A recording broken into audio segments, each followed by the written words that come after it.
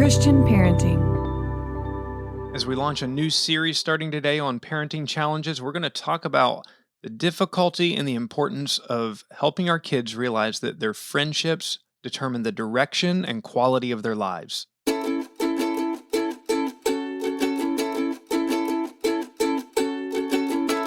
Hey, my name is Jay Holland, and this is Let's Parent on Purpose. It's a podcast to help you thrive and not just survive your parenting years. Each week, I'll bring you an insight or an interview that will help strengthen your marriage, your family, or your personal walk with Jesus. And if you find it helpful, I encourage you to subscribe, share it with your friends, and you're welcome to go to letsparentonpurpose.com to find all kinds of past articles, issues, and resources to help your family.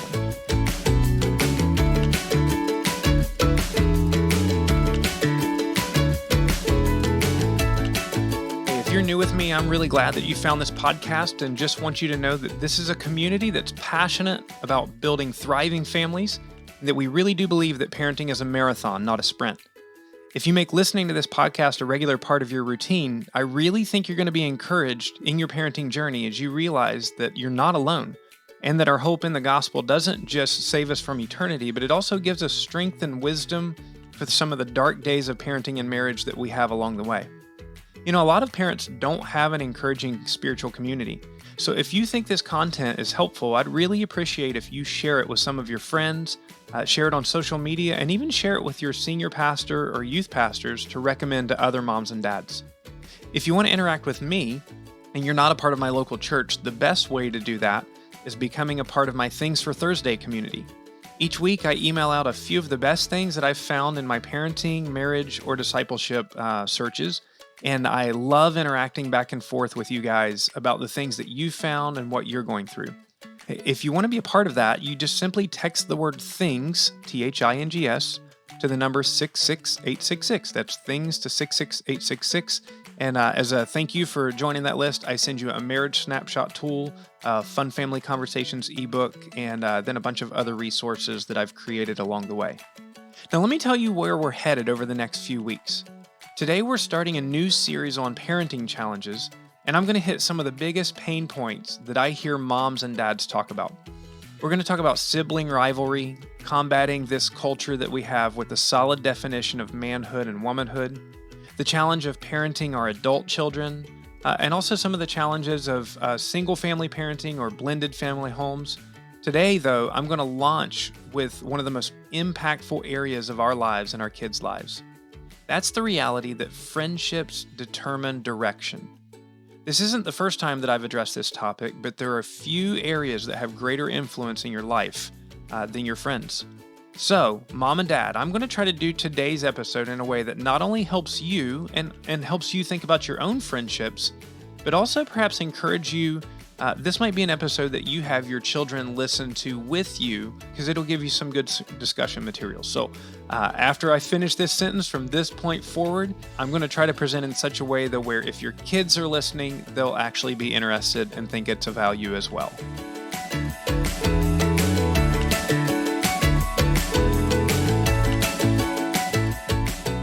You know, when I was little, friendships were so simple, or at least determining who your best friends were so simple.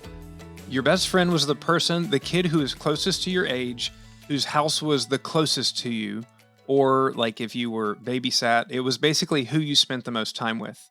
But as you get older and people start to change and you have a little more variety, friendships, it just feels like they become so complicated and it just can really make or break your life. Today, we're going to just talk about meaningful friendships for a little bit. I'm going to talk to you about why friendships are so vital, who to avoid, and who to collect. I remember back when I was a kid I think it was kids' church, all the way back in kids' church. This was way back in the Stone Ages of the 1980s. There was this guy who was one of our kids' church leaders, and he was a retired master sergeant from the Marine Corps. And I think he had been a drill instructor at one time. So he had this big, gruff voice. And I was fascinated with him because back then, nobody that I knew that was a Christian had a tattoo, except this guy, Charles, who was our kids' church leader and this old Marine. And he had this cartoon. There was a Tom and Jerry cartoon when I was little. And there was this dog called Droopy who appeared in some of the cartoons. And I guess while he was in the Marines in a state of impairment at some time, he got the droopy dog tattooed on both of his forearms, and so he just commanded our respect as a kid. But I remember him telling us when we were little, he's like, "Show me your friends, and I'll show you your future." And he went on to say, "If you show me the 5 to 7 people that you spend the most time with, then I'll show you who you're going to be." Because you become like the 5 to 7 people that you spend the most time with. I think this is one of the most important truths that we can remember. One of the most important things that we can get is the reality that your friends determine the direction and quality of your life. So it's really true. If you show me your friends, I'll show you your future.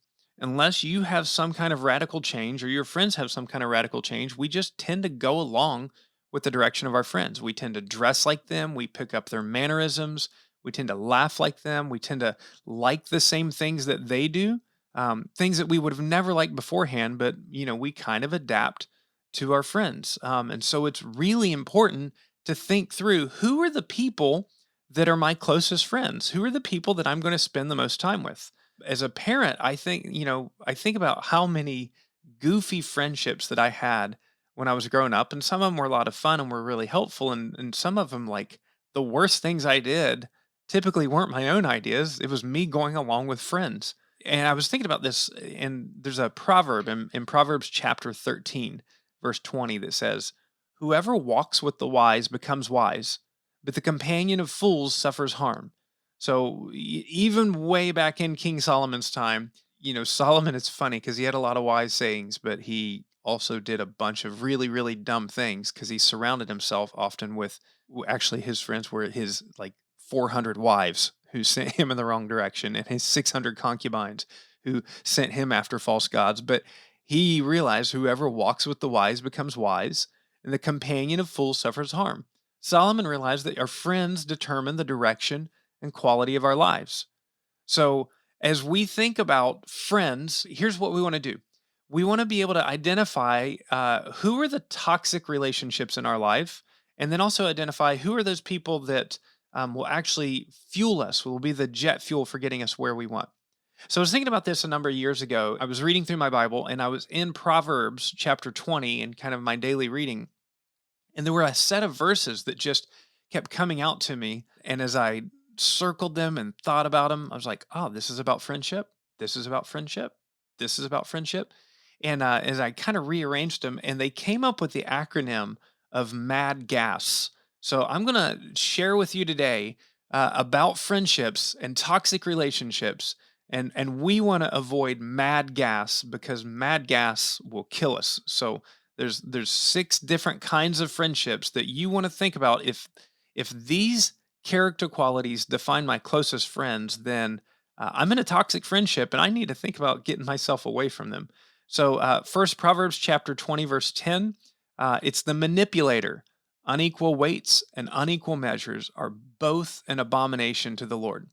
Now, back then, whenever they were weighing out something to pay for it, they just, there wasn't a price tag on it and they didn't have cash that they paid for it. Oftentimes, they would put one side of whatever they were purchasing on a scale, and then they would put the other side, they would put certain weights that were supposed to be standardized. And once you balanced it out, you knew how much it weighed, and that's how much you paid. Now, a manipulator would weight the scales, would kind of falsely push the scales. And I see that a lot of people do this in friendships. They'll take a little point and they'll manipulate it, they'll push it, they'll try to like push you and force you to do things that you don't want to do or that you shouldn't do. And they're toxic. This is an abomination to the Lord, is what Proverbs says. And this is not something that goes away when you become an adult. The adult world is surrounded by manipulators, and we need to realize that if we have friends, and a lot of times it can be family members, we don't want to get our family members to do something by guilt complexing them and manipulating them. And the same thing, if we have friends that are constantly manipulating us, making us feel bad, making us feel guilty, making us feel like we're just going to grossly disappoint them if we don't do this thing that makes us uncomfortable, that's a toxic relationship. The next one is actually the first verse of Proverbs 20. Proverbs 21, Wine is a mocker, strong drink is a brawler, and whoever is led astray by these is not wise. And as I thought about this, I just thought about substances in general and the addict and how toxic of a relationship the addict is. Now, this isn't just straight drugs and alcohol.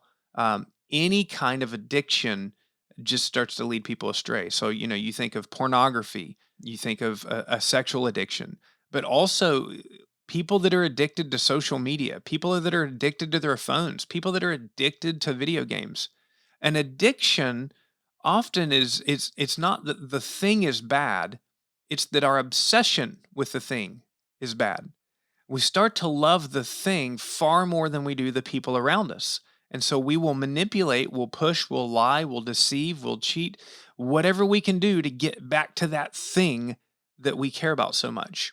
And so I just want to caution you, if you look around and you see that your friends have become addicts or they're heading down the road to becoming addicts, it's a toxic relationship and it's going to poison you. There's going to become a point where their addiction to the thing means far more to them than what's good for you and good for your relationship. So, in our MAD gas acronym, we want to avoid the manipulator, we want to avoid the addict. The third one is the deceiver. Proverbs 20, verse 17 says, bread gained by deceit is sweet to a man, but afterward his mouth will be full of gravel. We want to be careful of those who sometimes it's not just that they lie. Sometimes they just kind of partially tell the truth, or, they tell half truths or only the parts that are convenient for them. And sometimes it's not somebody that just makes up lies for the sake of making up lies, but if they don't want to suffer the consequences for something, they don't want to get mad, they're going to lie and they're a deceiver. I think one of the shocking things is that I have been around people and I've been duped by this before, where I will see and notice that they lie to somebody else. And I'll think, well, but they'll never do that to me because our friendship is special or our relationship is special. And then all of a sudden I get burned by the same kind of lies and I take it as a shock. Look, if somebody's willing to lie, then they're willing to lie to you. Uh, and so we want to be very careful because this is toxic. So, like, if your friends are willing to lie and cheat to dupe their mom and dad into doing something with you, then they're completely willing to lie and cheat to you to do whatever else is convenient to them because a deceiver is a deceiver. So, we want to avoid people that make a habit of lying, even if the lies seem white, even if the lies seem innocent. And also, I just want to be very careful in myself that I don't become that kind of person that, like, because I don't want confrontation or because I don't want to go through something, that I'm willing to lie about it to get out. That's a toxic relationship, and I don't want to be toxic in a relationship. Why? Because mad gas will kill you. So the third one, or the fourth one, we've done manipulator, addict, deceiver. The fourth toxic relationship you want to avoid is the gossip. Proverbs 20:19, whoever goes about slandering reveals secrets. Therefore, do not associate with a simple babbler. Listen, the reality is if somebody will gossip to you, they will gossip about you. And when they're gossiping to you, you may feel like you're puffed up. You may feel like, oh, I'm on the in and I enjoy talking about this person too. But as soon as you're gone, as soon as the opportunity strikes, if they will gossip to you, they will gossip about you. So you need to consider, am I the kind of person that really wants to be gossiped about? Do I want to be backstabbed by my closest friends? If so, just continue in the friendship because it's going to happen. And that's another good thing to realize in your own life. If I'm willing to gossip to this person, then I'm a gossip. How many people do you have to kill in order to be a murderer? One. How many people do you have to gossip about, slander to be a gossip? One. And so if I see that in my life, I want to repent. I want to turn back, and I want to realize I'm contributing to the mad gas of the world when I do that. So I don't want to be around gossipers, and I don't want to be a gossiper. The number 5 is the arguer. The arguer. Man, arguers just drive me nuts. They just drain me. Proverbs 20, verse 3 says, it's an honor for a man to keep aloof from strife, but every fool will be quarreling. You want to avoid the arguers in your life. Some people just like to argue for the sport of it. They don't even care about the subject, they just enjoy the confrontation. I'm not somebody who avoids confrontation. I don't like it, but I kind of like the peace on the other side of it. But also, I don't like confrontation for confrontation's sake. And it's draining to be around an arguer. And so you might find, if you really think and evaluate it, are the people that you're bringing into your closest sphere, are they people who just like to argue, just like to contend everything? They have to be right all the time. It's exhausting to be around somebody that has to be right all the time. And so you can either spend your time appeasing them or you can try to seek out other friendships. The last one, so we've got manipulator, addict, deceiver, gossip, arguer. And then the last one is the slug. Proverbs chapter 20, verse 4 says, "The sluggard does not plow in the autumn. He will seek at the harvest and have nothing." This is one maybe that's the most difficult, I think, especially as you're young, to realize the danger of. But if you've got a friend that's just not motivated, they don't want to do stuff. They're lazy, they're loafers. Ultimately, remember this: your friends determine the direction and quality of your life. And so, like, I don't hate Slug. Actually, I think slugs, the actual slugs, are pretty cool. They're kind of a neat creature. But a slug can entertain me for all of about 5 minutes if I literally have nothing else to do. And then after that, it's pretty hard because they're kind of doing the same thing that they were 5 minutes ago, and 5 minutes from now, and an hour from now. And a slug is toxic to you. A slug will pull you down. So you want to try to surround yourself with people who don't just get better because mom and dad are hounding them, and don't just get better, don't just work hard when a boss is overseeing them, but there's some kind of internal motivation. There's some kind of internal drive that moves them forward. I remember reading a book called Grit a few years ago by Angela Duckworth. And in that book, she talks about studies that they've done that the highest predictor of success for people as they get older is not their intelligence level, it's not their IQ, it's not their grades. It's basically their ability to do the same hard things over a very long period of time. The slug's the opposite. If it's hard, I'm not going to do it. If it's challenging, I'm not going to do it unless somebody's berating me, yelling at me, or giving me constant consequences. You want to avoid the slug just like you want to avoid all of the rest of the mad gas, all right? Mad gas will kill you. So we're going to avoid the manipulator, the addict, the deceiver, the gossip, the arguer, and the slug. And if we recognize these things in our own life, then really the truth is we need to repent. We need to ask forgiveness from God, and we need to turn to doing something different.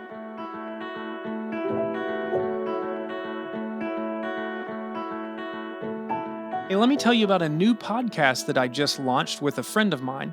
It's called Stories of Hope with Dr. Samuel Thomas. Each week, Dr. Sam and I have about a 15-minute conversation about what God is doing in the nation of India and around the world. You're going to hear about orphans being rescued from extreme poverty, from Hinduism, Buddhism, Islam. You're going to hear about churches being planted in villages that have never heard the gospel before. You'll find out the power of a well to change a community. You're going to hear stories of kids who had parents who were killed, or parents who were murderers, who grow up and become pioneering leaders of the nation of India. If you need some encouragement this year and you want to see what God is doing around the world, check out Stories of Hope with Dr. Sam Thomas. There's a new episode released each Wednesday. It's about 15 minutes. You can find it on Apple Podcast, Spotify, or go to hopegivers.org to find Stories of Hope. If you find it and you like it, I want to encourage you to leave a rating or a review, and then share it with a friend that you know has a heart for missions as well. Once again, please take some time, check out my new podcast, Stories of Hope with Dr. Sam Thomas.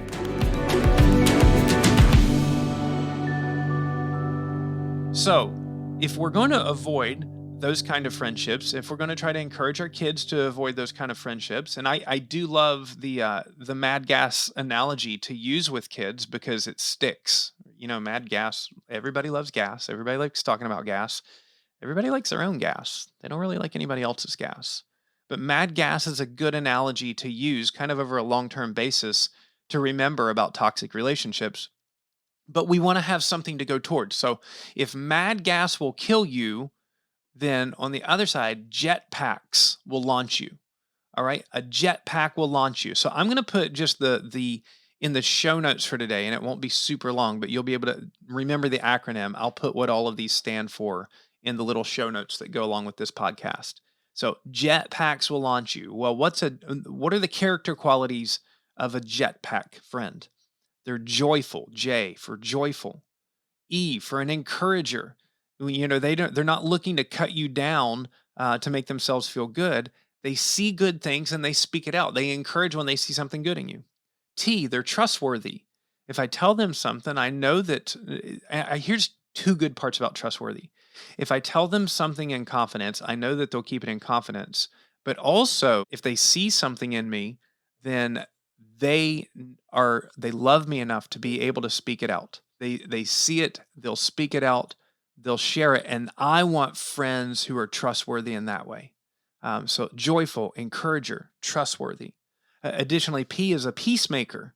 Now, a peacemaker is different than a peacekeeper. A peacekeeper a lot of times will just shove things under the rug and not talk about them because they don't want conflict. A peacemaker is somebody who will do the hard conversation, will say the hard things, but they're trying to do it so that we can have long-term peace. We can reconcile. A peacemaker tries to reconcile friendships. So one of the helpful things is, and I talk about this when I do premarital counseling with people, is a peacemaker. If you're in an argument, you stick to the subject. And so like if we're arguing and you show me something that I did wrong, I don't grab something that you did wrong and throw it into the argument, because that's just throwing gasoline onto the argument. A peacemaker doesn't use terms like "you always do this," "you never do this," because nobody always does something, nobody never does something, and so you want to be careful with using those kind of terms. A peacemaker is a jetpack kind of friendship. A is active. So they're not a slug, they're active. Doesn't mean they're hyperactive, doesn't mean they don't know how to rest, but there's some kind of internal drive and motivation in them. And let me tell you something, as I've gotten older, I seek out people who I see are successful in different things, and I pick their brain about it and I try to be around them because I get inspired to better myself when I'm around people that are better. Back when I was young, loved basketball. I still love it, but I'm getting old and worse every year. But I remember like when I was in elementary, I had a couple of different experiences with basketball. So one year I was put on a team where I was the best person on that team. I remember there was a game. This sounds like bragging, but you'll see that it's not. I was on a team that I scored all of the points that our team scored in a game. I also fouled out in the first quarter and I had 5 whole points, and our team lost 49-5 that game. So I spent a whole year on this team being the best person on the team. And at the end of the year, I literally was no better at basketball than when I started. The next year, I got put on a team where I was really kind of middle of the road for that team. We had some really good players. I think this was like fifth grade, sixth grade. We had some really good players. And I clearly was not the best. I clearly was not the number one guy. But these other guys, they pushed me. And I was so much better by the end of the year because I was around active people, because I was around people that were better than me. It made me be better. You don't want to be the smartest person in the room. You don't want to be the most active person because you want to surround yourself with friends that are going to make you be better. So that's JETPA. Now for the jetpack, CK. So C is Christ-centered. I want friends where the Jesus is the center of their life, that they have a relationship with Jesus, that they care about Jesus, that they want to share Jesus with other people, that they're passionate about Jesus. Not that they're fake about it, not that they're dishonest, not that they're sinless, but that they really are Christ-centered, that kind of is the center of their worldview. And then the K, kingdom-minded, is they want to share Jesus with the world. Not just they want to share Jesus with the world, they want to share their resources with the world. They're generous, they're loving.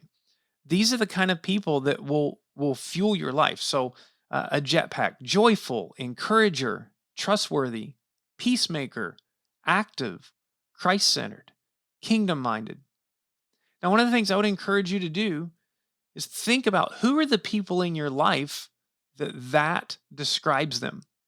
Who are the people in your life that are the jetpacks in your life? And you might even tell them. Actually, I would highly recommend, because you want to be an encourager as well. If you see somebody that's like that, you can tell them, you know what? Like, I just listened to this podcast where they were talking about friendships, and they were talking about how jetpacks are the people who really help you to become a better person. And you're a jetpack in my life. That will be an encouragement to them. So if you have these mad gas people in your life, you want to start looking out for jetpacks. And so let's just kind of finish with a question here. What if I have too many toxic friendships? I'm going to give you a couple of different suggestions with that. First off, I know, especially as you're young and even as you're an adult, you don't have complete control of who your friends are, and you can't totally avoid people. So if you find yourself just in a concentration or even just one person who is really toxic, a couple of different things that you can do. Number one is diversify.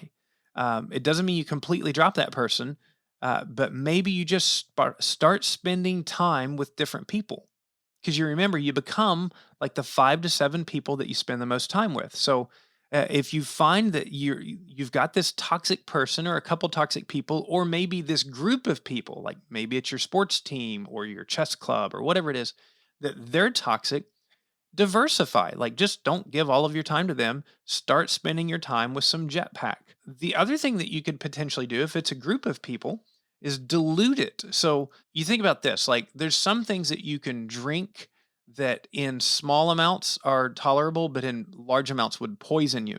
And so what you have to do is you have to dilute those things so that you don't get poisoned. Truthfully, like potassium can do that to you. There's things that are good and healthy for you that can kill you in too many amounts. And I think certain friendships are like that. So one of the things you can do is dilute your group by adding new people to your existing group. I remember being in a group of friends where we just got really toxic, where we were biting and sarcastic, and it was just very helpful to dilute the friendship and bring a couple of encouragers in the group, a couple of people that had a different way of thinking, and it changed the whole group. So if you find yourself in toxic friendships, diversify where you spend time in other groups, or dilute where you bring jetpacks into that group and help change the tone. And sometimes you just really do have to do the hard thing and walk away completely. Like, if you're in a friendship that is completely unredeemable, the wisest thing you can do is walk away. Why? Because he who walks with the wise becomes wise, but the companion of fools suffers harm. So if you're a kiddo and you're listening to this, whether you're a young kid or a teenager, first off, I want to tell you I'm really proud that you listen to a podcast. Period. I want to say I'm proud of you, and I want to encourage you to think through your friendships. Who are the mad gas people in your life? Who are the jetpacks? And it'd be a great conversation to have with mom or dad of like, hey, I recognize these qualities. What's the wise thing to do in this friendship? How do I diversify, or how do I dilute, or can you help me just think of ways that I could help turn or encourage the friendship? And if you're a mom or dad, the first thing that I would encourage you to do is analyze your own friendships before you start panicking and thinking about your children's relationships. I want to encourage you. What are they seeing in your life that you can model? Because things are caught far more than they're taught. So if they see that you're not intentionally surrounding yourself with jetpacks, why in the world do you think you have any credibility to encourage it in their life, or to call out the mad gas relationships in their life? So, moms and dads, first, think of your own friendships. Think of how you need to maybe dilute, or maybe diversify, or maybe just walk away completely. And then, secondly, use these terms, mad gas, jetpack, use them as kind of a regular conversation in your household. That way, it's not just a confrontation. Like, you don't, the more conversations you can have, the less confrontations you have to have. And so I want to prep them. I want to talk about it in general. I want to help them see it instead of me pointing it out all of the time. And I want to be patient and give some grace, because everybody's a work in progress, especially kids. And so you want to give grace and time that their friends are also growing and changing, and it may be a season or a phase. So you don't want to rip them out of every friendship just as soon as you see a toxic thing. So conversations first, confrontation only when you see super danger that is going to be very poisoning. And I think if you do these things, you'll go a long way over the long haul, over the marathon of parenting, to help your children identify toxic relationships, avoid them, have helpful relationships, and really get that their friends determine the direction and quality of their life. Friend, if you're still listening all the way to the credits, then I hope that means that this was a particular blessing to you to hear this podcast. If so, I want to encourage you to share it with somebody else that you think might be helped by it. You're welcome to go to letsparentonpurpose.com to find out more information about show notes, about past issues, all kinds of things to help your family. And I do want to say that Let's Parent on Purpose is a user-supported podcast. And if you would like to be a part of that, you can go to letsparentonpurpose.com, learn how to be a supporter through Patreon or through a one-time gift. Thank you so much for listening. Again, share this with somebody that you know needs to hear it. Remember that parenting is a marathon, not a sprint. And we'll talk to you soon.